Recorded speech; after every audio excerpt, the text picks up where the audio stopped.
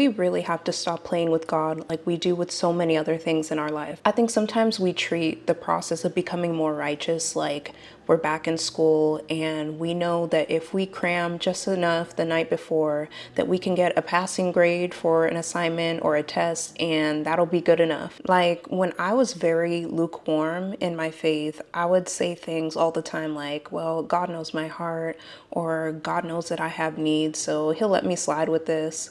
But God's rules are very clear. He's not going to let more people into heaven just because the numbers aren't where he'd like them to be. Heaven is not on sale. We're not going to get a 2-for-1 deal just because demand is low. God isn't up there thinking, well, heaven is going to be a little emptier than I thought, so let me bend these rules a little bit so we can get some more people up in there.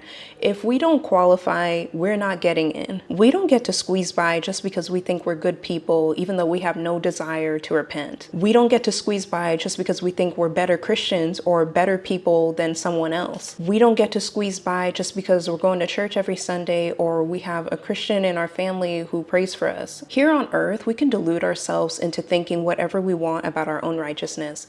But if we are not following God's laws and if our hearts and our minds aren't renewed, then we're on very shaky ground. Yes, we are still sinners and Jesus sacrificed himself for our salvation, but we need to be very sincere about pursuing righteousness in every aspect of our lives. Like, for example, if there were only 5 people on this earth who were seen as righteous in God's eyes out of the 100 billions of people who have ever existed, then only those 5 people are going to heaven. It's that serious. So if you're feeling lukewarm, come home to God.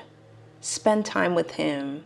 Get into his word. Talk to him. Pray to him. Follow his commands. Prioritize him, so that you're not uncertain about where you stand with him.